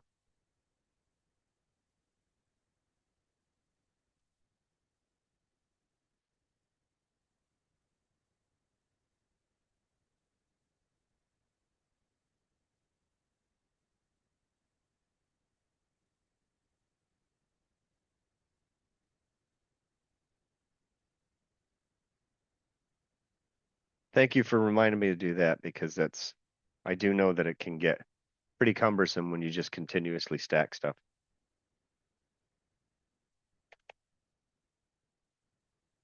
There we go.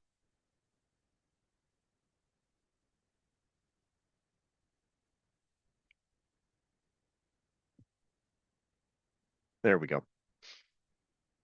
And now we can see the results of the count is there's 2 elements of the 1 integer in this particular list. Does that make sense?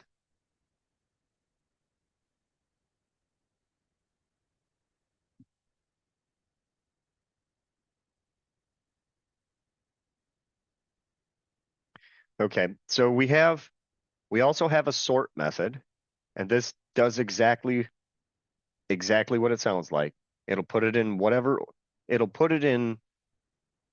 alphanumeric order.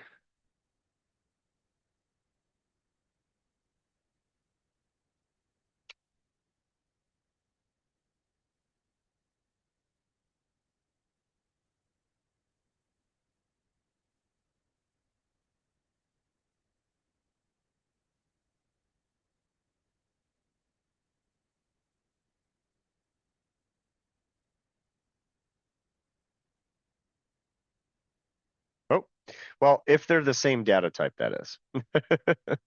Because I've mixed data types here, it's not working so well. Where are we?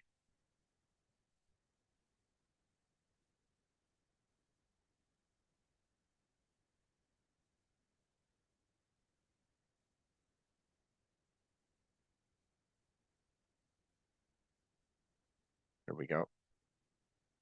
And now you can see that it's ordered everything. You can also reverse it. And this is another case of using our arguments. So when we were talking about functions, and we saw that we had our required functions. Oh, go. Our required parameters.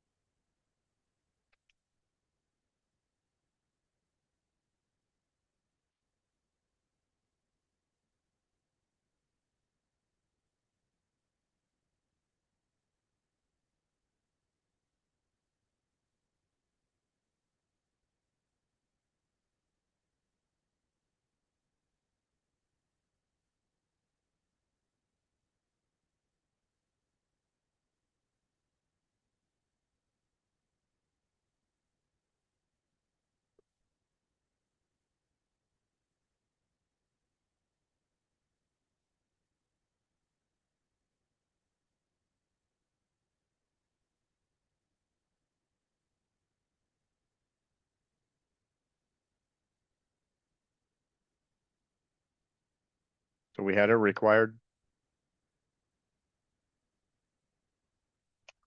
parameters.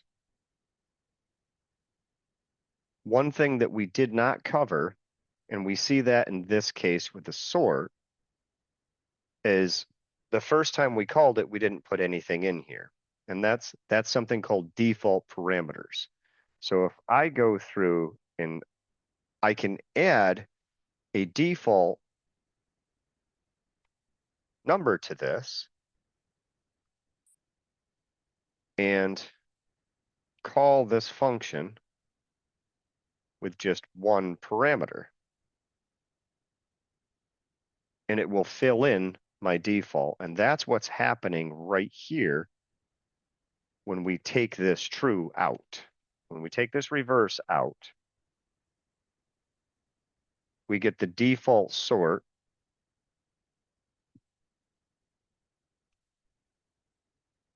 which is in order, smallest to largest. And naturally, the reverse reverses that sort.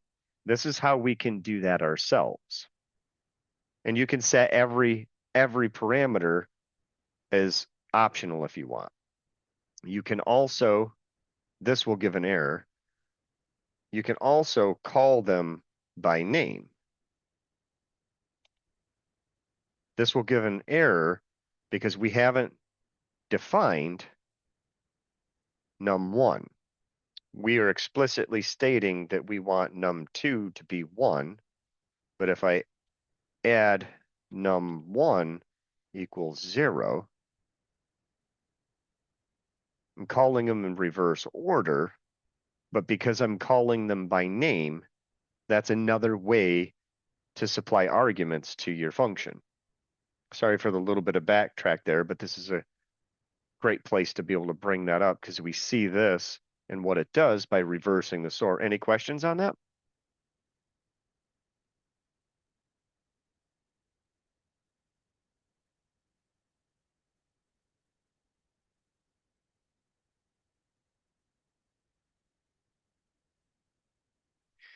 So one thing with the sort method is it actually changes the list. So this changes the list into the sorted list. Now, I could do something different here. Let me comment these out.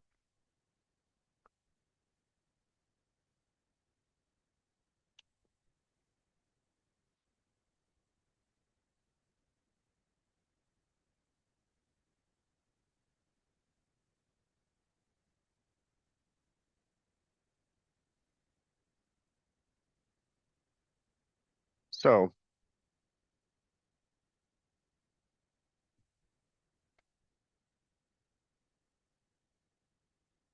that's just to break this up a little bit. And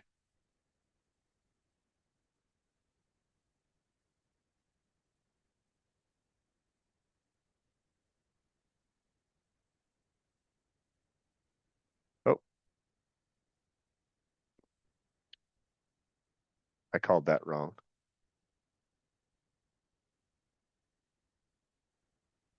What this is doing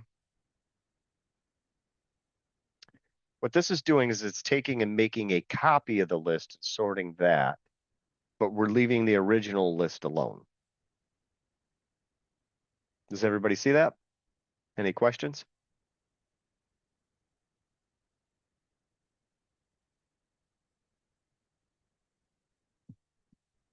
Yes, kind of like a filter. So if you wanted one copy of the list that was sorted for some reason, but you wanted to leave the original list untouched, then this would be the way you would do that. And maybe there's an importance behind why the list is in the unordered method that it is. And like for this particular example, this might be an easy way to find the minimum value of that list or the maximum value.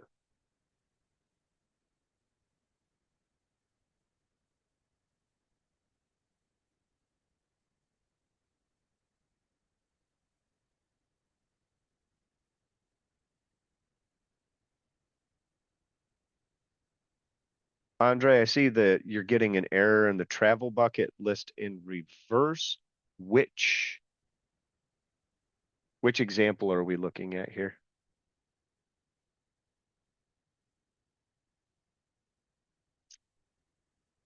Is that the first one here?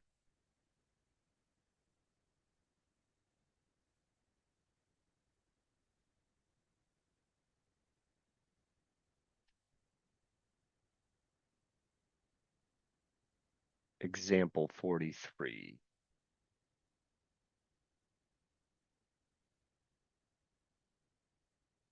I do not see that example.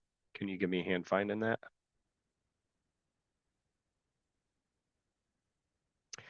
But it does say, it is saying that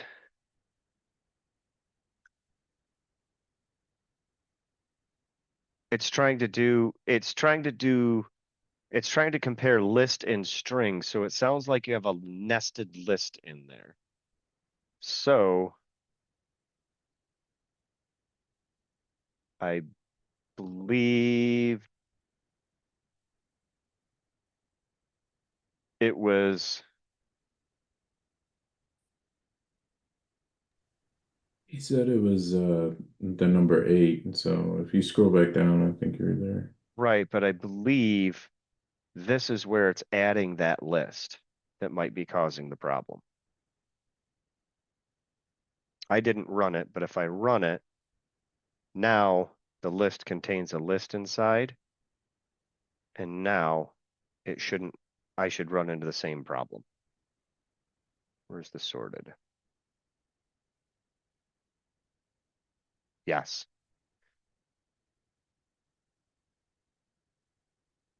So this caused that problem. Now, is there one that removes? Okay, so no, this did not. They didn't remove the element. So what'll have to happen,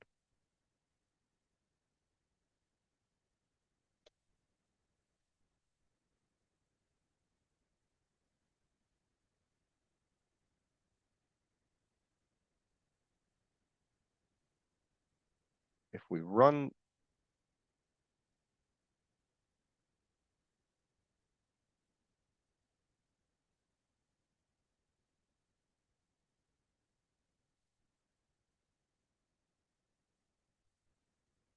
okay, so that's what caused the problem is a list was added inside from a previous example up here. And I don't see anywhere in here that it was removed. I see, oh no, this right here should have done it then. Let me, maybe if you didn't run that block, maybe that's, yes, that's what it was. So maybe you didn't run that block right there. Because what this does right here is it removes and returns the last entry because we're accessing -1. But instead of what I did when I popped it was I just got rid of the value. I didn't store it anymore. But with that pop, you can store it to something in case you want to use it.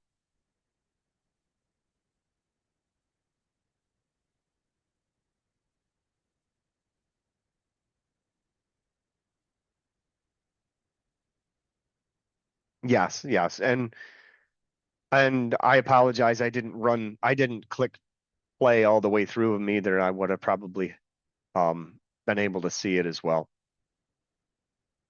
Does that help out, Andre?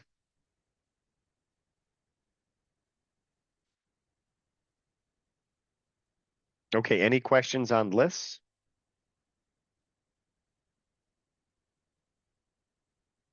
You'll find that you'll probably end up using lists a lot. It's a very handy data structure.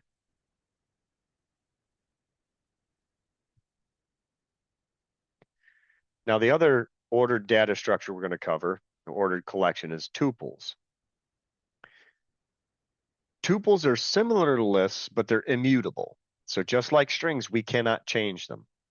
Once we define them, we can't do it. We can just take the values and do things with them, but we cannot change the tuple anymore. Does that make sense?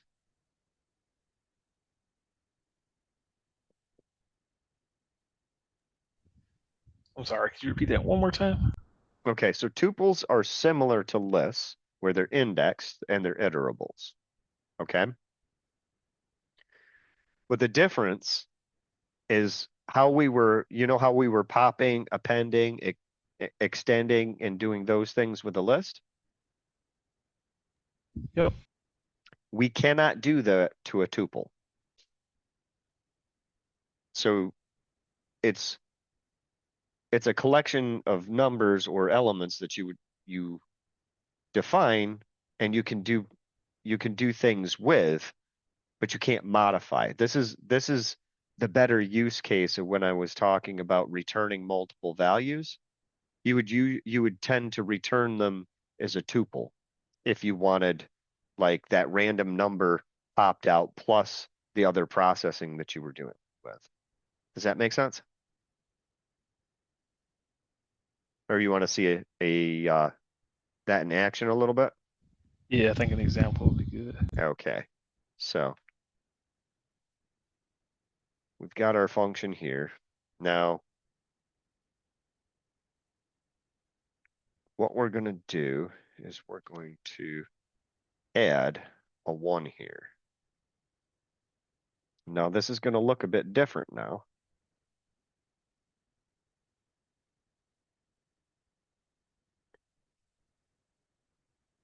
When I print this, you see how I get this result right here? Oh.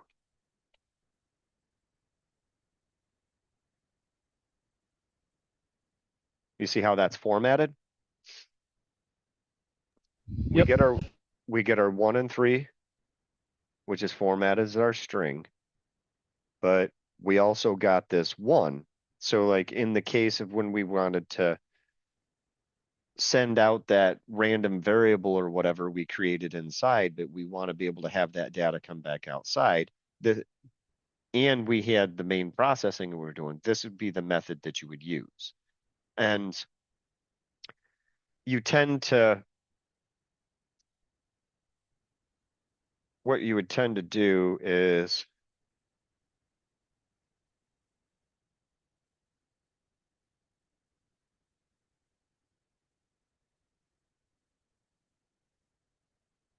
do it more like, this is more the use case of why you would do it or how you would use this outside of it.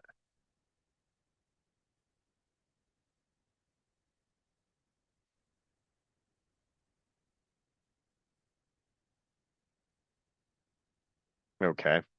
So what it's doing is it's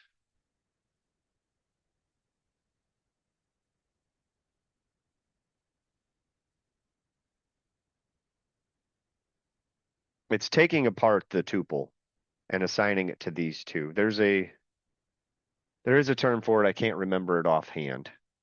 But now you can see where I'm printing these on 2 separate lines. We printed out what the tuple result was, but this is the string, and that's my second number. Does that help with understanding what we would do with these variables once we got them outside of the function? It does a little. I think I would need to like play around with it a little bit more and actually have a scenario where it's like useful. Okay, yeah. One of the keys is like I kind of modified it up a little bit. So our return value was 1, which that's a value we can't do anything to, right? So I can't change that value anymore. But when I pulled it out of the function and assigned it to num, now I can use a better example of actually changing the value. There we go.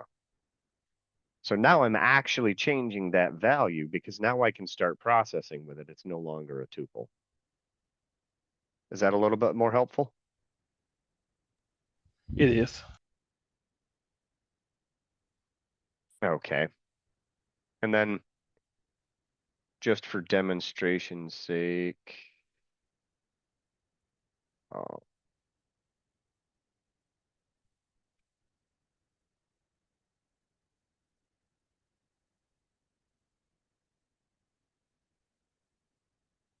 now this is going to print the tuple.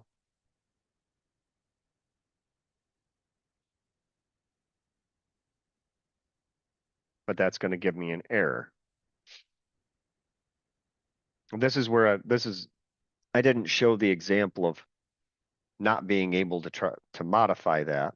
And as a side note, you do access the elements of the tuple through the index as well. But as you can see, I can't change it. It's the same result when we were trying to change a character in a string on Monday.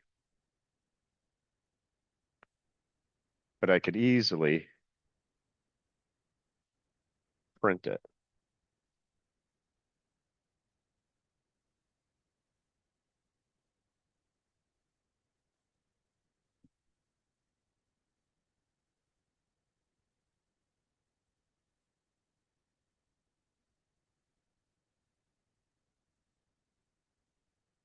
There we go. And then this. That's right, because it is a 2-element tuple. Oops. So I was accessing the wrong index. But if I try to assign this, that's where it doesn't support the item assignment.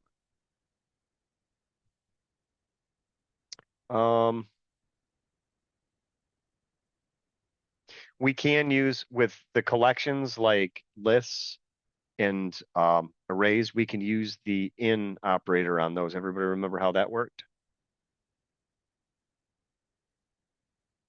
Anybody got any questions on that?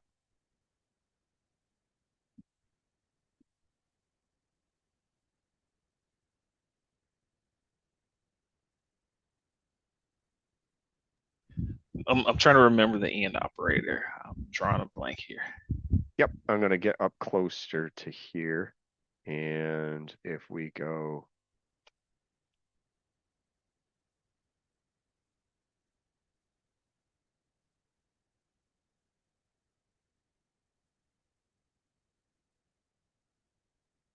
yes, it's searching to see if one is inside the list.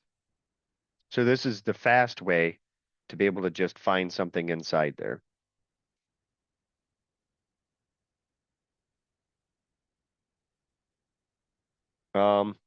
We also have max, min, and sum. That can be done on lists and tuples. So you can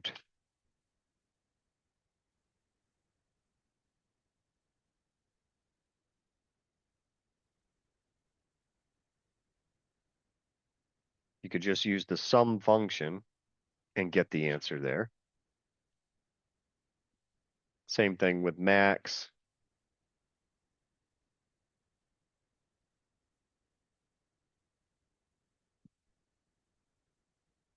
And I believe those work with collections.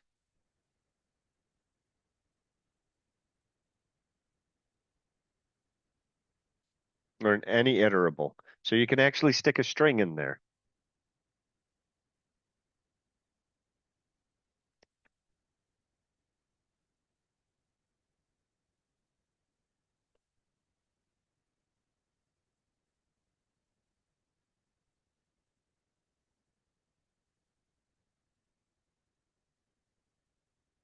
And it'll take basically the closest letter to Z. They have there are values associated to each character. So lowercase letters and capital letters have different weights. it's not perfect, but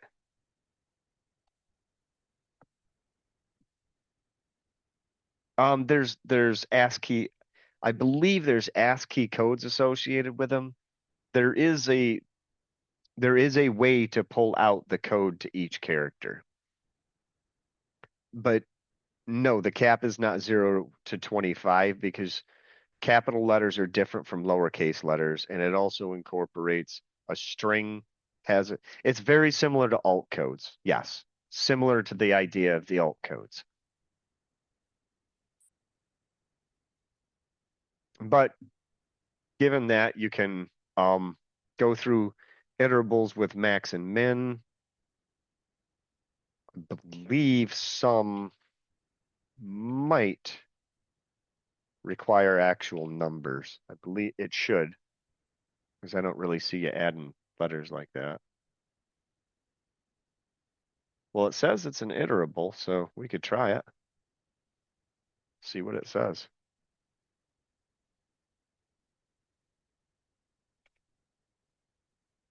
Definitely be interesting. Nope. So yeah, it says iterable in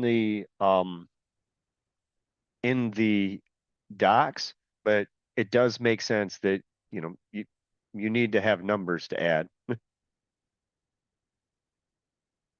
We can sort.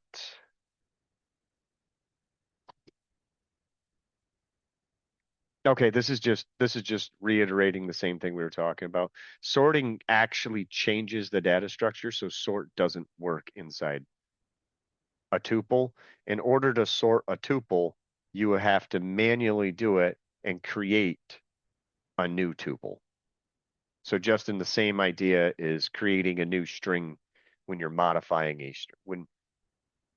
When you want to modify a string, you kind of have to you actually have to create a new string. Any questions there? I know that was a lot.